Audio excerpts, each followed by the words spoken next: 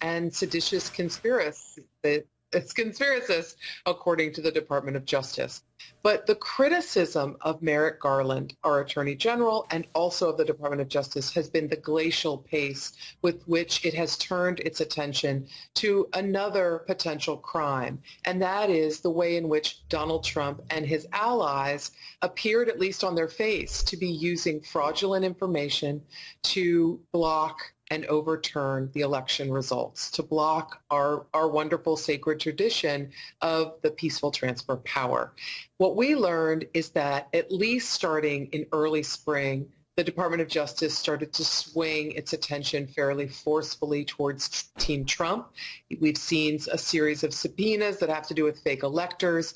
But more recently, what we learned in the last few days, last few hours, to be fair, is that in April, the Department of Justice sought and obtained phone records, call data logs, if you will, for a series of Trump aides, allies, and senior officials in the White House.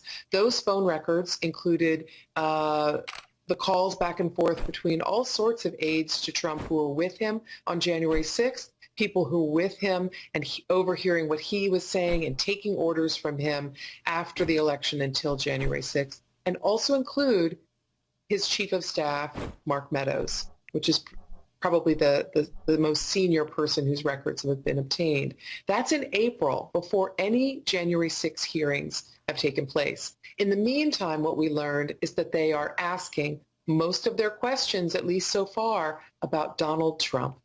The questions overwhelmingly are, what did Donald Trump tell his lawyers? What did Donald Trump say to you? What did Donald Trump say to Mike Pence? And those are questions asked in the very serious and formal environment of a grand jury that's preparing as part of a criminal investigation for the possibility of charging people with crimes.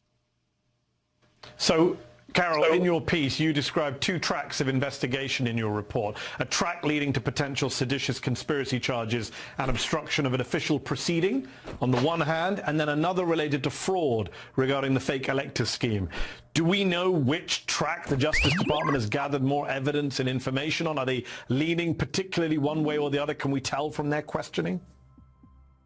You know, there are three different offices burrowing into these specific tracks. I don't know the answer to your question. I sure wish I did, but I would imagine they're full steam ahead on all of these tracks, and that obviously, based on the grand jury witnesses who were brought in, the fake electors piece is perhaps further along than any other. Line of fire. And keep in mind that when the Justice Department considers conspiracy can be an agreement between any number of people to try to accomplish some nefarious scheme using fraud, knowingly, intentionally defrauding people around them, the public, maybe an executive branch agency, using this agreement to try to execute this scheme. But to be charged with this crime, you don't have to accomplish it. You just have to have that corrupt agreement.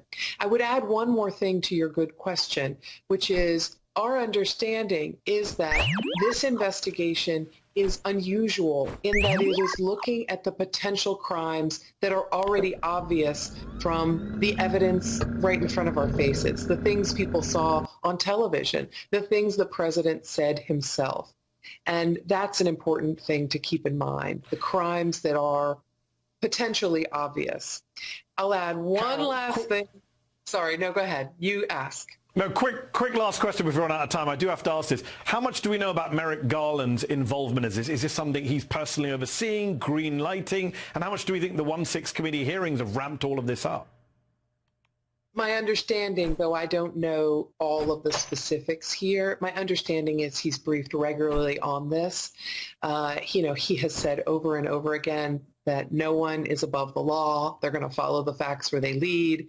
But there are a lot of people quite concerned about whether or not Merrick Garland is as keen to prosecute what appears to be a crime, and worried about the precedent, right? It is not a small thing to consider prosecuting a former president.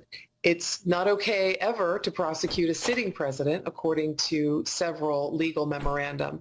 But to prosecute a former president is still a very serious matter, one that's never, ever been taken before. So there are people worried about whether or not Merrick Garland wants to be the first person to take that step in history.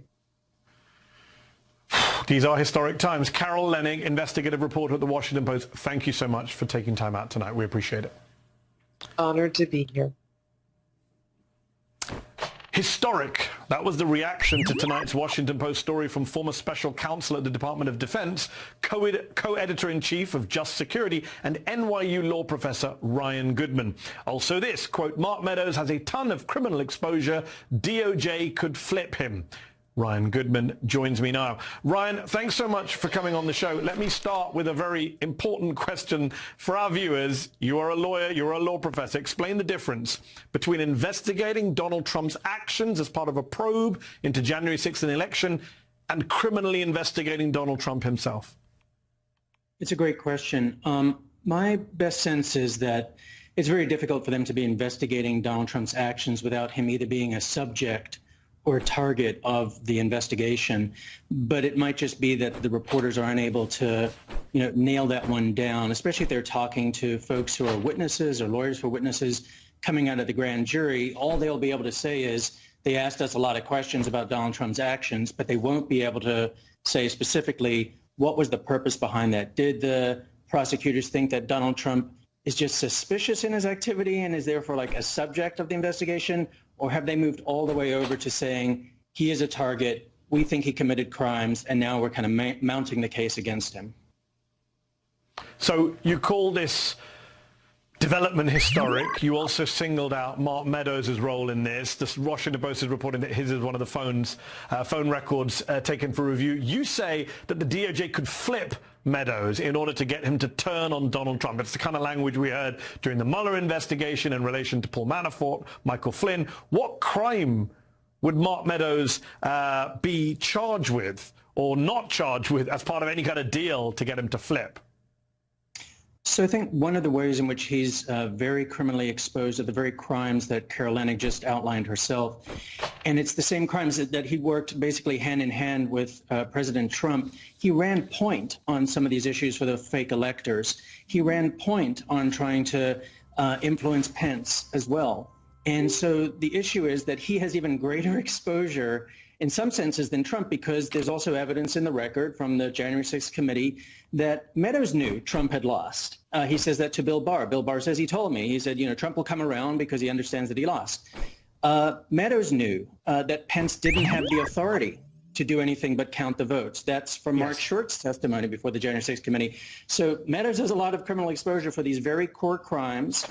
The Justice Department could say to him, we'll strike a deal with you. You flip and cooperate with us, or we could even provide you immunity and you cooperate with us and give us everything you know about President Trump, the principal in all of these schemes.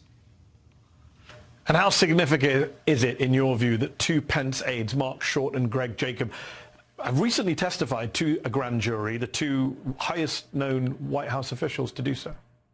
I think it's incredibly significant. It means the investigators are going straight into the White House. According to the Wall Street Journal's reporting, and corroborated now with the Washington Post, the questions the prosecutors are asking, and asked specifically of Jacob and Short, is about, for example, this January 4th meeting with President Trump. That's the meeting where Trump's only lawyer to tell him that the plan was legal in the meeting concedes that it is illegal for Pence to carry out the scheme. And that's what the prosecutors are asking these two very senior White House officials about. That's really means that this the